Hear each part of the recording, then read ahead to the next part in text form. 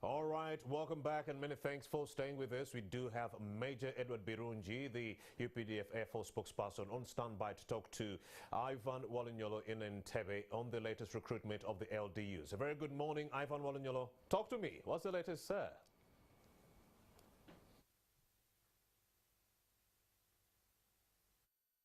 TV, what is the latest coming through from Entebbe?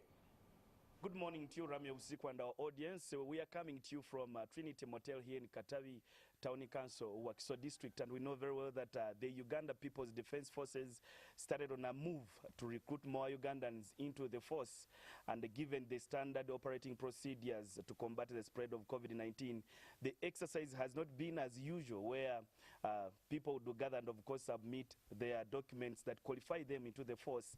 The application system this time has been done at the RDC's office, and that's where people have been submitting their applications, pending screening and recruitment that will start on a 2nd.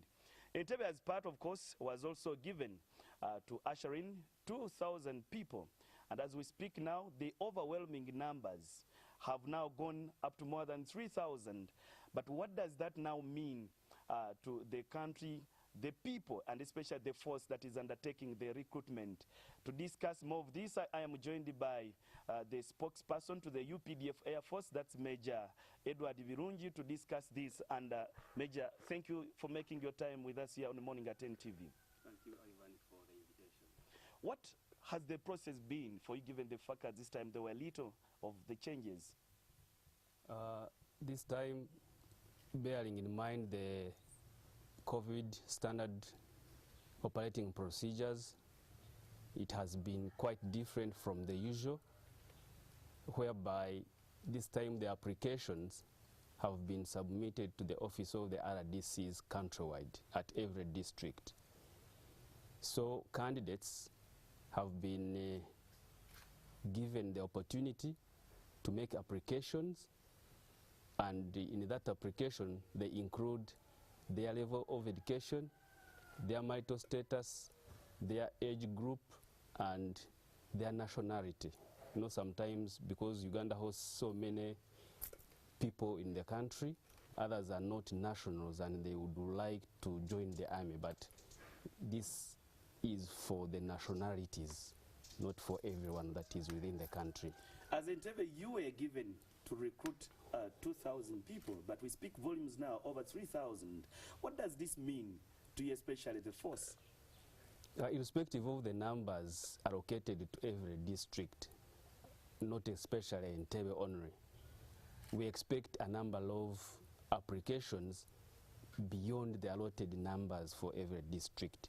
And out of the so many applicants, that's where we shall screen the best out of the best to get the cream, which will join the UPDF. Now, you have finished the application system or procedure at the RDC's office. So what is next? What should the candidates expect? The application procedure got the last day on the 28th of August, and after that time, the shortlist will come out on the 2nd September. For those who have been shortlisted, qualify for the first step to joining the UPDF. So on the 2nd September, they will be going to the same offices, notes boards, to look at whether they have been shortlisted or not. For those who will be shortlisted, will now be told to go to the recruitment centers on specific dates, whereby they will meet the UPDF team doing the recruitment. But as a force, how are you prepared to handle this exercise? In the past, we have had complaints of bribery, complaints of corruption, and given this time that you're doing it this way, how are you prepared to handle some of these challenges? We have always made it clear on different ways of communication, including the TV that we are using now, that joining the UPDF is free of charge. And we always tell the population or the candidates interested that don't bribe our officers because they are paid an allowance to do the job. And should you attempt to bribe them and we get you, we shall prosecute you. Or should the officers entice or demand for a bribe, still you are the same person to tell us that somebody is demanding for a bribe. So we strictly don't entertain that. And we have intelligence, we have all sorts of manpower on ground to ensure that it doesn't take place. With all these overwhelming numbers, does it give an indication that perhaps people are joining the force because of unemployment? Because major we see that all these are youth. Does it give you that indication as a force that perhaps the young men and women who are joining the force are doing it because of unemployment? We can't rule that one out, because Uganda, among other countries, has the biggest number of the youth who are educated at the same time are not either employed by government or private organizations. So for those either doing their own work but wish to join the UPDF as an institution, for us we welcome them as long as they meet the standards we have set to joining the UPDF. As someone out there may think that as a force you have sufficient officers, if I say maybe someone thinking that way, but especially for your department, the UPDF Air Force, what areas do you want to improve? Maybe that you have some of these new Ugandans joining you. This kind of recruitment does not necessarily mean that they are joining the Air Force. By virtue of me from Air Force, it is a general recruitment whereby even Air Force will be allotted a certain number in the case of need. However,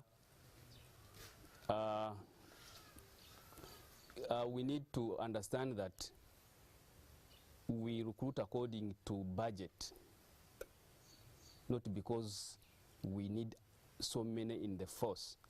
However much the demand is there, but the budget implications determine how many we can have and cater for the time. How are these people going to be receiving the information that they have qualified to go for the recruitment process?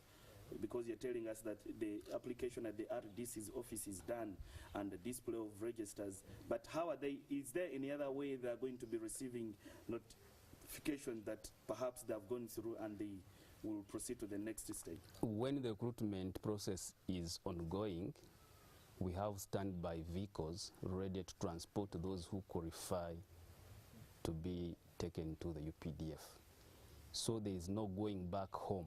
As long as you pass the last test, you jump to the vehicle and you are taken to the recruitment center.